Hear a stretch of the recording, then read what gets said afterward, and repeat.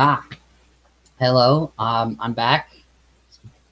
Sorry it's been a while, but I realized I haven't been doing a video here for a while, and I should do some discussion on something. And something has I thought of coming up and talking about something. Um, because of the current shit Doctor Who is, and everyone kind of realizing it's shit, at least the majority of people. There's sort of been, especially among the more diehard classic fans, a sort of dismissal of everything that happened in New Who simultaneously. And although I can understand the majority of this, especially during the Moff Chib era, I mean, the last 7 seasons? 7, 5, 6, 7, 8, 9, 10. Yeah, 7 seasons. 7 seasons, probably going on for 8 or 9 years. The hiatus has thrown me off how many years it's actually been. But in the last 7 seasons, we've had only 3 good episodes. So, yeah. Um, yeah, I mean, that's pretty understandable why people would want to be dismissal towards that. However, the thing that bugs me is the fact that Davies Era is sort of being clumped in with the rest of it. And no, I'm sorry, but no. Like, before you get in my case, Davies Era does have its problems, and I have quite a few criticisms towards his era, absolutely. It's just, Davies Era was never that bad. I mean, take one of the biggest negative criticisms that people have towards Davies Era, the romantic subplot, the Rosemance, as I nickname it. And before any of you get my case, yeah, I don't like Rose. Yeah, the Rosemance was annoying, and it's a real bummer throughout a good majority of season 2. Not all, just a good chunk of it. But a lot of people ignore a lot of the context that had to let that actually happen the way it happened. Hear me out, okay? Reason number one this had to happen is what BBC wanted. BBC wanted this shit to happen. And this was set up long before Davies even took over as showrunner. You know, as much as people complain about Davies' Earth soap opera-like episodes, the classic series did it first, aka Survival. Survival is literally an Earth-structured soap opera-like episode, and just as bad as a lot of the Davies Earth-like soap opera episodes. I mean, nothing against McCoy's Doctor or the rest of season 26, because the rest of season 26 is awesome, but Survival is a dud. I'm sorry. Being scared by the 1990s Sabrina the Teenage Witch cat puppet thing, it's just not really scary. Or the weird, even more fake cat costumes that only harken back to those really obviously fake Planet of the Apes costumes. I mean, to be fair, they did try hard, and I get the restrictions and so forth, but it's just hard to really get into Survival when the Doctor's just chasing cats through a good chunk of a whole episode, and yet in the episodes like just before it, in the Curse of Fenric, he was fighting one of like the greatest ancient evils of all time, perhaps even existed before the universe, and now he's just chasing a home cat. Why is that story considered good? I'm getting sidetracked. Davies Era. I was talking about Davies Era. Sorry. Where was I? Yes, Davies Era. And like I said, Davies Era does have problems, and let me list out the problems for you, because these are the majority of the problems in Davies Era.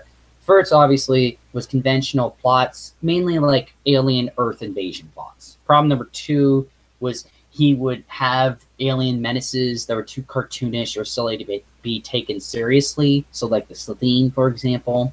Problem number 3 was obviously the subplot thing, like the Rosemance, which I need to get back to in a second. The other problem was certain episodes trying to be too epic and comic booky. Thankfully, those were mostly saved to the finales, but they were occasional episodes here and there that were like that. There were occasional last 10 minutes episodes that were rushed. Thankfully, not as many.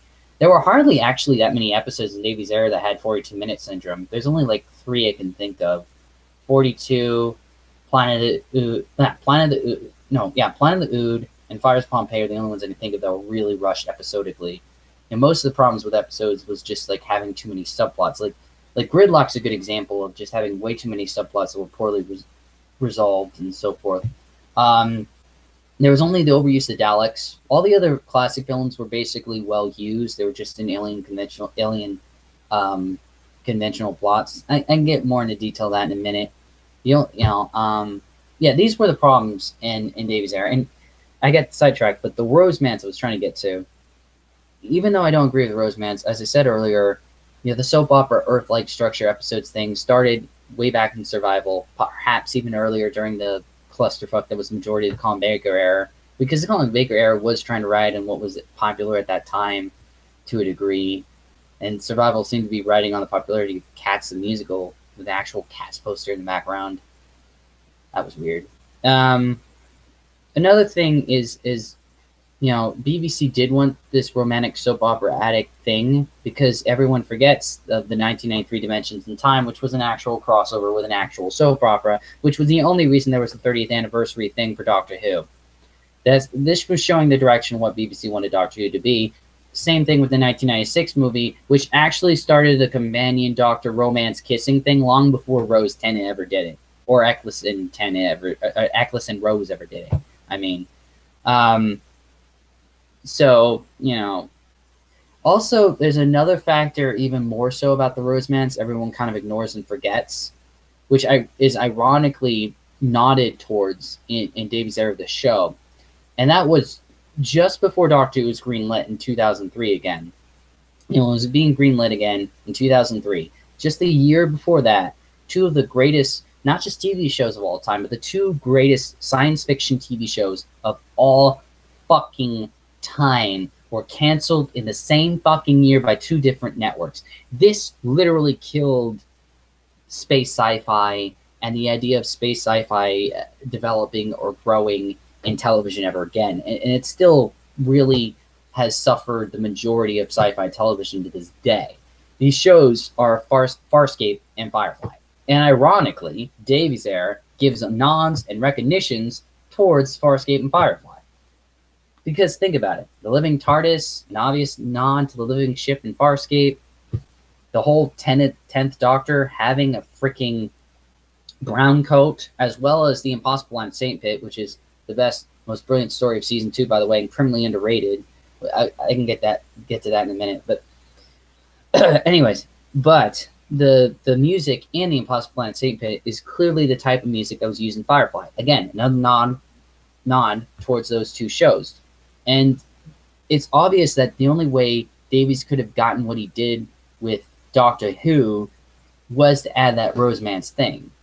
And although it's irritating and rather annoying that he had to do that, I can actually understand why he did. And everyone kind of ignores this context towards it. The only real problem is that Davies didn't have any guts after season 2. He should have, at the end of season 2, he should have let Rose die and then not had her brought back. Sort of like what they were trying to do with Clara till they clusterfucked that whole thing up with the Hellbent, essentially. If they'd done that, everyone would have been satisfied, and he would set up the Doctor being in a non-romantic relationship again. And then when they brought in Martha, she shouldn't have been forced into a rebound arc, but trying to be a friend of the Doctor, but the Doctor kept being, closing her off and all that. That would have worked out better than the whole rebound arc nonsense. And yeah. And also I think what would have helped is season 3 and 4 tried to transition more straightforward, straight up science fiction sort of thing instead of the topsy-turvy thing that most Davies Era was. So see, I got quite a few good criticisms about Davies Era. It's just Davies Era made up for his shit. The reason why Davies is so much better than any of the other New Who showrunners is because he fucking compromised. As much as everyone complained, Davies Era had 15 flawless masterpieces, which is over a full season of New Who seasons. Like, that's 15 episodes, even if it is spread out in 4 seasons. Ironically, season 3 is as strong in quality amount of episodes and stories as season 1, though everyone ignores that. And yeah, even the very good episodes, there were 5 very good episodes. There's a quarter episodes that were meh, and only a final quarter that was bad. And of the final quarter, there was only 3 that were like negative infinity bad. What I mean by this is there's 2 types of bad, okay? There's bad as in just a poor written, executed story. And then there's bad as in the types of stories that not only screw with continuity, but sort of strip the soul out of the properties of whatever they're trying to have a story on. And Davies Era only had that 3 times, the End of Time 2-parter and School Reunion. But School Reunion, thank God it was short and only 42 minutes.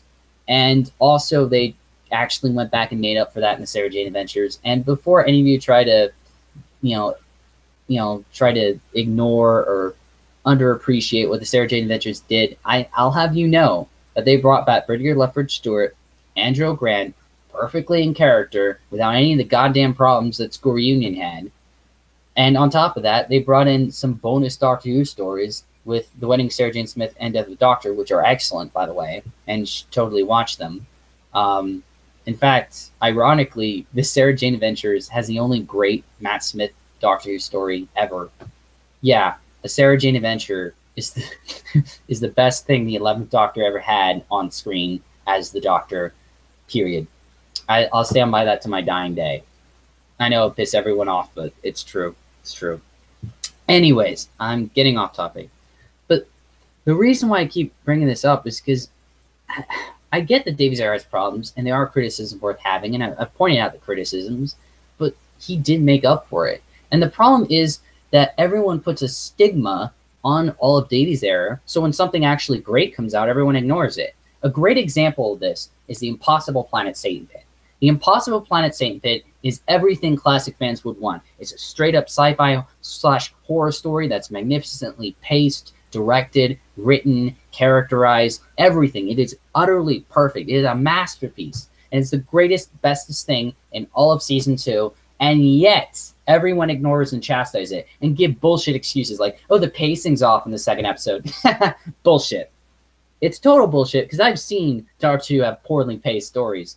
The whole Hellbent to Heaven sent nonsense. The whole, end finales of the majority of Davies Era, stuff. I've seen poorly executed resolutions or poorly paced second halves or half-assed. You get my point.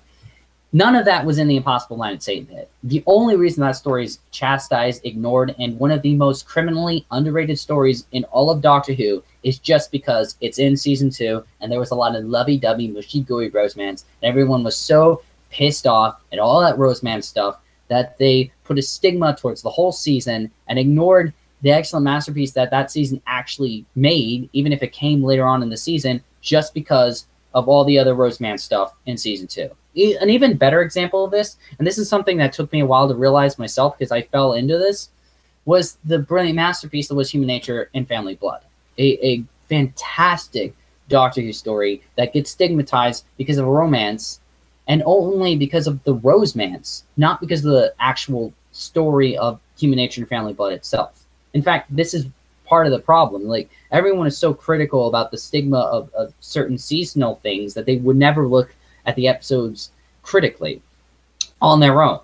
And Human Nature Family Blood is a perfect example of this. This is a story that most of the fan base just sort of pushed aside because, oh, it has romance in it. It must be as bad as the romance, blah, blah, blah. But it wasn't. Yes, there was a romance in it, but it didn't have any of the soap opera tendencies that bogged down and avoided the sci-fi. The romance was actually in connection with the sci-fi itself, and they weren't clashing against each other. They were working with each other. It was literally one of the best executed romance with the Doctor in some capacity since, like, the Aztecs. And it's criminally underrated, honestly. And I'm only sad that it took me so long to realize how great a story it was, just because, I stigmatized it. And most of us did, because, we let certain weaker elements in the season make us judge everything that way. And Davies Era isn't all bad. Davies Era is topsy-turvy. One week it'd be brilliant, next week it'd be meh, next week it'd be okay, or awful, or whatever. It hopped all the time. You never knew when you were going to get something great, or when you were going to get something bad, or when you were going to get something all right. It varied. And even though it did suck that it couldn't keep in just one particular level of quality, at the very least, we got excellent writing of Doctor Who that's very true to the spirit of the series. So many excellent stories like The End of the World, and Dalek, and The Empty Child, and The Doctor Dances, and The Impossible Planet, and the Satan Pit, and Smith and Jones, Human Nature, and Family of Blood, and Midnight, and The Wedding of Sarah Jane Smith, and Death of the Doctor, and The Infinity Quest are all excellent. And seasons 1 and 3 are the closest thing that we've had to the Golden Age, with only McCoy's last season coming close. So it's like McCoy's last season, seasons 1 and 3 of New Who, that have come close to being as nearly Not quite, but nearly as excellent as the Golden Age. Golden Age being everything from Hartnell to Davidson. Yes, I know some classic fans get really nitpicky and critical towards later Tom Baker after Heathcliff, or what was it? Yeah, Philip Hinchcliffe. That's what it was. Hinchcliffe. My bad. Hinchcliffe and left, and or when Tom left and Peter came in. But the thing is, for the most part, the quality of the writing and direction of the show was still excellent and very solid, throughout all that time frame. I mean, you even had Douglas Adams in the later Tom Baker years. So, like, I mean, the show never lost what it was as a series, as its own spirit, as its own thing, until Colin Baker's era. And that's not to blame Colin Baker. Colin Baker is actually a great doctor. It's just he came at the worst possible time with the worst possible direction at that time. It isn't the worst now, but it was at that time. And unfortunately, he became the scapegoat for everyone. And it is unfair and really sad for Colin because, he's proven himself time and time again with Big Finish, and you should totally listen to his Big Finish audios. And yeah. So, I'm getting sidetracked. Overall, what I'm trying to say is when it comes to Davies Era, even though it is problematic and it has its bad episodes, most of the bad episodes people bitch about aren't even that bad. Like Love and Monsters. Is it a bad story? Absolutely. Is it poorly executed? Absolutely. Is it really soul-crushing to the series? Did it cause even worse bad episodes in the future? No. In fact, ironically, Love and Monsters actually caused a good story in the future. Because Love and Monsters actually set up the structure that that Moff was going to actually copy and use for Blink. It's the same sort of story and the same sort of structure too. It's just Blink was slightly better executed because it threw in that scary monster and was better paced tension-wise. Yeah. So, Davies Era is far from perfect. It is worth criticism, but we shouldn't ignore the excellence that did come out of his era, and we sure as hell shouldn't just stigmatize and chastise his entire era and shove it in with all of the Moff Chibnall era, when really the Moff Chibnall era is really where everything went bad. I mean, there's only 3 times that the show ever went so bad that it royally screwed with continuity. Only 3 episodes. Colin Baker's era had more screw-ups with continuity, with the whole choking Perry thing, and the whole fixing the chameleon circuit, and let's not even get started with the whole bullshit with the 2 doctors, and so on. I mean, I just think it's kind of cruel and unfair how you're willing to forgive all the clusterfuck mistakes of Colin Baker's era, or Sylvester McCoy's era, or even the Paul McGann era, and you refuse to do the same things with Eccleston and Tennant, even though it wasn't even that bad back then. It wasn't. It only got so bad once Moff took over. And then everything just kind of fell apart and stayed that way ever since, and it's just gotten worse. The only thing that baffles me is how it's taken up till season fucking 11 for everyone to realize how bad the series has gotten. Like, I knew it was bad the minute season 6 happened. Literally. I knew it was bad right at that point, and anyways, I think this video has gotten all over the place. I apologize for that. And I'm going to go now. You have a nice